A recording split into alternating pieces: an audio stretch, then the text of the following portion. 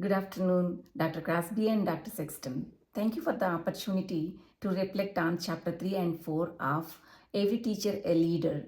I'm excited to share my responses. Question number 1. What are the 4 dispositions as a teacher leader? The 4 words my colleagues use to describe me are optimistic, adaptable, persuasive, and reliable. Optimistic. I approach challenges with hope and possibility. Whether I am supporting a student with complex needs or navigating a tough conversation with a parent, I believe growth is always possible. Adaptable. I am adaptable. I adjust quickly to changing circumstances, whether it is shifting a lesson midstream or reworking a behavior plan. Flexibility is a key when working with neurodiverse learners. Persuasive. I advocate with conviction. I have learned how to present ideas clearly and compassionately, especially when encouraging colleagues to try inclusive strategies or reframe student behaviors. Reliable. I am reliable. My team knows they can count on me. I follow through, show up prepared, and stay consistent even when things get tough. These traits reflect not just who I am today, but who I have become through years of teaching leadership and learning. Question number 2. What images or metaphor would you choose for yourself as a teacher leader? As a teacher leader, I am a lighthouse. A lighthouse stands firm through storms, guiding others safely through uncertain waters. It doesn't steer the ship, it illuminates the path. That's how see my role steady, visible, and purposefully placed to support others in navigating challenges. In my classroom and among colleagues, I strive to be source of clarity and calm.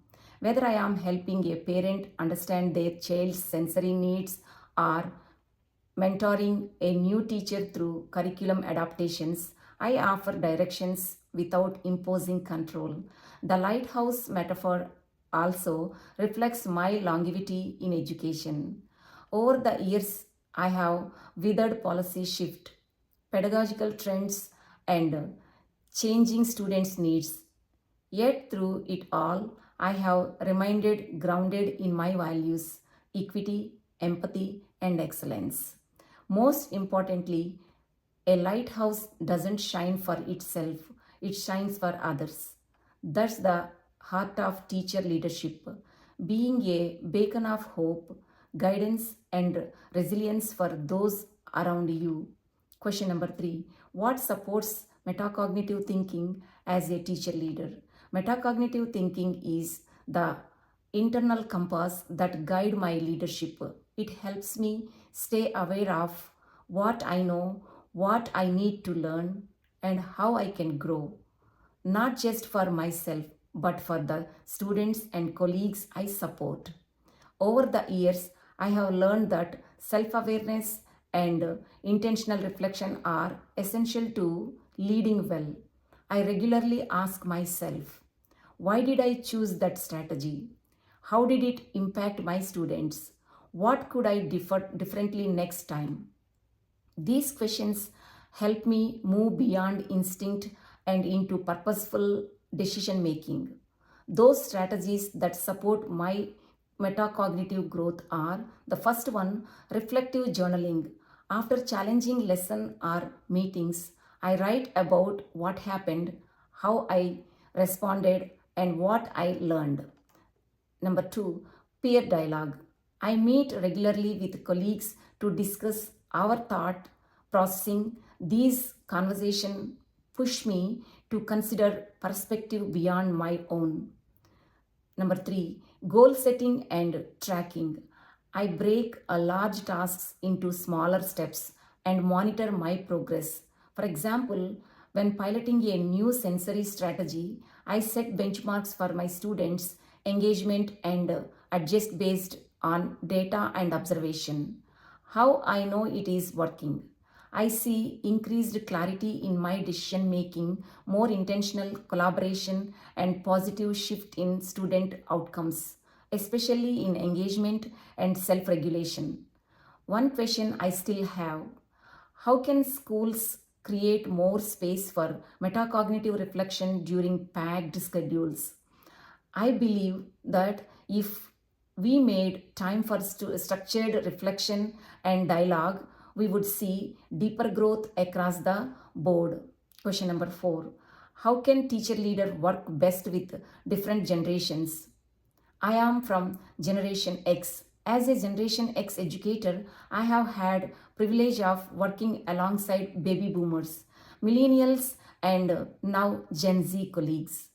Each generation bring distinct strengths shaped by their formative experiences, and as a teacher leader, I have learned that understanding these differences is key to building trust and fostering collaboration.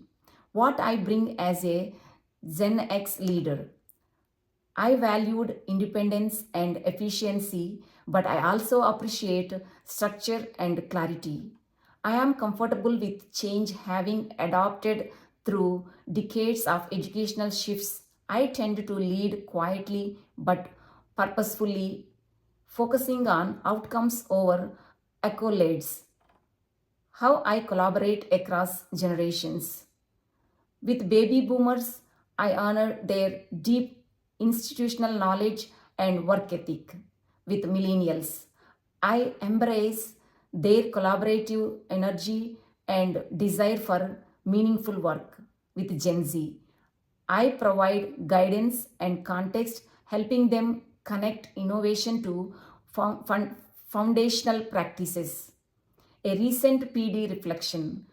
During a recent professional development session, I noticed that the presentation leaned heavily on digital tools, great for millennials and Gen Z, but less engaging for some veteran teachers.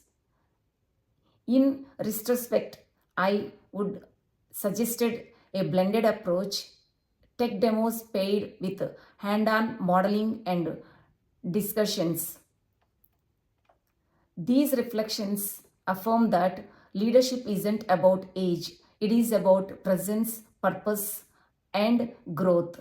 I am proud to lead with optimism, adaptability, and reflection, and I am grateful for the opportunity to keep leading alongside my students and peers. Thank you, Dr. Crosby and Dr. Sexton, for guiding us through this meaningful journey. Thank you so much.